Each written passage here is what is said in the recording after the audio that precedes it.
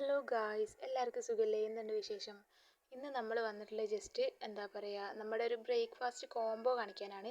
ഒരു റെസിപ്പി പോലൊന്നല്ല, ഒരു കോംബോ മാത്രം. അതായത് എങ്ങനെ നമുക്ക് ചിലർ ആലോചിക്കൂലേ, രാവിലെ എന്തുണ്ടാക്കും, അതിലേക്ക് എന്ത് കറി ഉണ്ടാക്കും എന്നങ്ങനെ ആലോചിച്ച് ടെൻഷൻ അടിച്ചിരിക്കുന്നവർക്ക് വേണ്ടിയിട്ടുള്ളതാണ്. എളുപ്പമാണ്, അതുപോലെ തന്നെ നമുക്ക് ടേസ്റ്റുമാണ്, എല്ലാവർക്കും ഇഷ്ടപ്പെടും.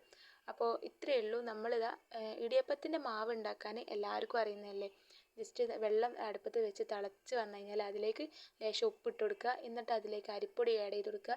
നന്നായിട്ട് അത് മിക്സ് ചെയ്ത് കൊടുത്തതിന് ശേഷം തിളച്ച് വന്നു കഴിഞ്ഞാൽ നമ്മളത് വേറെ പാത്രത്തിലിട്ട് കുഴച്ചെടുക്കുക.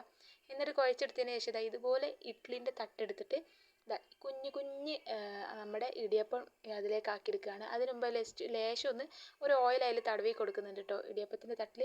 ഈ കുഞ്ഞു കുഞ്ഞ് അപ്പാകുമ്പോൾ കാണാനും രസമാണ്, കഴിക്കാനും സിമ്പിളാണ്. അതുപോലെ തന്നെ കുട്ടികൾക്ക് കൂടുതലായിട്ട് ഇഷ്ടപ്പെടും. ചെറിയ ചെറിയ അപ്പാകുമ്പോൾ മക്കൾ ഒന്നോ രണ്ടോ കൂടുതൽ കഴിക്കുകയും ചെയ്യും. അപ്പോൾ നല്ല രസവുമാണ്, അതുപോലെ കാണാനും രസമാണ്, അതുപോലെ പെട്ടെന്ന് ആവിയിൽ വെന്ത് കിട്ടും. നല്ല സോഫ്റ്റ് ആയിട്ടുള്ള ഇടിയപ്പമാണിത്. അപ്പോൾ ഇനി ഇതിലേക്ക് നമുക്ക് തേങ്ങാപ്പാൽ എല്ലാവർക്കും ഉണ്ടാക്കാൻ അറിയുന്നതാണ്. എന്താ വെച്ചാൽ തേങ്ങ ചിരവുക, അതിൽ നന്നായിട്ട് ലേശം വെള്ളം ചേർത്തിട്ട് നന്നായിട്ട് ഒന്നാം പാൽ തന്നെ പിഴിഞ്ഞെടുക്കുക. അപ്പോൾ തേങ്ങ എടുക്കുന്ന സമയത്ത് ജസ്റ്റ് ഒരു ടിപ്പ് പറഞ്ഞുതരാം. നമ്മൾ തേങ്ങ അടിക്കാൻ ഇടുന്ന സമയത്ത് തന്നെ അതിലേക്ക് വെള്ളം ചേർക്കുമ്പോൾ കൂടെ പഞ്ചസാര ആവശ്യത്തിനുള്ളത് നമ്മൾ ആഡ് ചെയ്ത് കൊടുക്കുക. അതാകുമ്പോൾ എന്താ അറിയോ, പിന്നെ നമ്മൾ തേങ്ങ പാൽ മാത്രമാക്കി എടുത്തതിന് ശേഷം പഞ്ചസാര ഇട്ട് കലക്കുന്ന സമയത്ത് നമുക്ക് പാലും വെള്ളവും മാറി മാറി പിരിയാനുള്ള ചാൻസ് ഉണ്ട്. ഇതാകുമ്പോൾ പിരിയൂല, കട്ടിക്ക് തന്നെ നിന്നോളും, മധുരത്തിന് മധുരമായി നന്നായിട്ട് മിക്സായി കിട്ടുകയും ചെയ്യും.